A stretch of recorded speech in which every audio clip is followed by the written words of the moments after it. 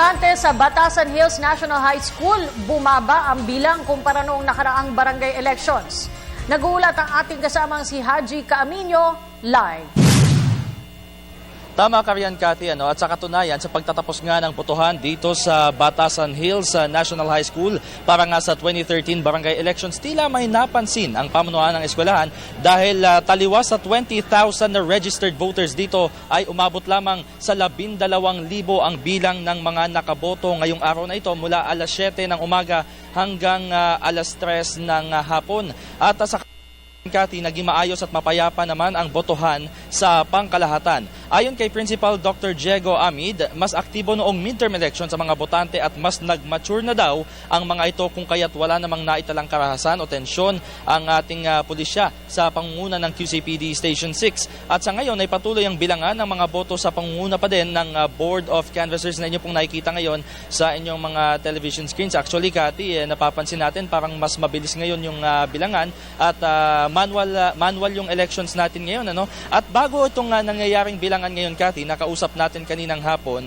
si Mrs. Alma Ibarrientos. Siya ang chairman ng Precinct 207, isa sa mga polling precincts dito pa rin sa Batasan High School. At ikinwento niya sa atin kanina kung paano nga ba ang prosesong pagdadaanan pagkatapos ng botohan. Narito ang pahayag ni Mrs. Alma Ibarrientos. Ako as chairman, ang unahin namin yung statistics kasi kukunin to ng mga supervisor. Ibig sabihin, yung actually voter o who voted sa bawat presinto. So medyo mahirap kasi dalawang presinto, bibilangin ang male and female. Ayusin namin to bago namin i-post yung counting kasi mas mahalaga yun. So dapat din magtali dun sa boto, sa number of mabibilang namin from the ballot box right after.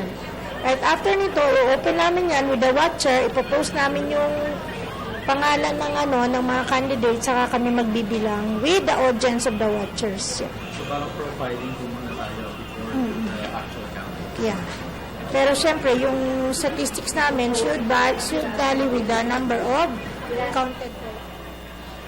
At alam mo Cathy, kanina lamang mga bandang alas 5:20 ng hapon, meron lamang naganap na tensyon dito sa labas ng gate ng Batasan High School sa pagitan ng isang taga-suporta ni Jojo Abad, isang tumatakbong kapitan, at itong legal counsel naman ni Dr. Floro Corrales. Ayan, nakikita po ninyo ngayon yung nangyaring tensyon kanina. At ang inireklamo ng legal counsel ni Floro Corrales, Cathy, ay hindi naman daw otorisado na magpapasok at magpalabas sa gate itong naturang BPSO. At alam naman natin na kapag ka BPSO ka o di naman kaya ay miyembro ka ng pulisya, dapat at least 50 meters away from the school, At siste pa dito, Cathy, meron tayong nakitang pangalan ng kandidato sa mismong suot na damit ng BPSO na to. Kaya naman nag-init ang ulo ng legal counsel ni Corrales. Narito, pakinggan natin ang nangyaring tensyon kanina lamang.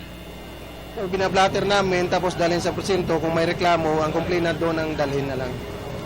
Para doon na sila magsampa ng kaukulang. Depende kasi sa rules dyan sa gate, sa gwardya, sa kakumilik na yun. Kung anong masabi ng kumilik na violation sa kanya, di yun ang mag-desisyon. Precisely po, may I banking officer. The rule is, dapat yung dalawang gwardya at yung comilik, but there's no comilik sa gate guard. Yung dalawang gate guard ng school ang nandun.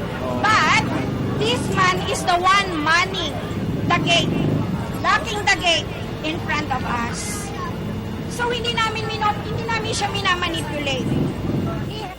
At samantala, Cathy, narinig mo nga ang pahayag ni Epifania Domingo, yan pong babaeng yon sa panig ng legal counsel nga ni Dr. Corrales, at ito namang BPSO na si June de la Cruz na QCPD Station 6, at doon nila pag-uusapan itong tensyon na ito, at iniimbestigahan pa nga ng QCPD Station 6 ang nangyaring tensyon. At samantala, maidagdag ko lamang, Cathy, 3 ang naglalabang kapitan dito sa Batasan Hills, dito nga sa Quezon City. Ito'y sina Jong Bagaan, si Jojo Abad at si Floro Corrales. Ang Batasan Hills, Cathy, ay ang itinuturing na pangalawa sa pinakamalaking barangay dito sa Quezon City. Sa katunayan, 3 election places o yung mga polling places yung itinalaga dito. Ito ay ang San Diego Elementary School, ang President Corazon C. Aquino Elementary School at itong ang Batasan Hills National High School. At ngayon ay nagpapatuloy pa din ang bilangan. Inaasahan natin na bukas o di naman kaya ay mamaya-maya lamang dahil mabilis nga yung bilangan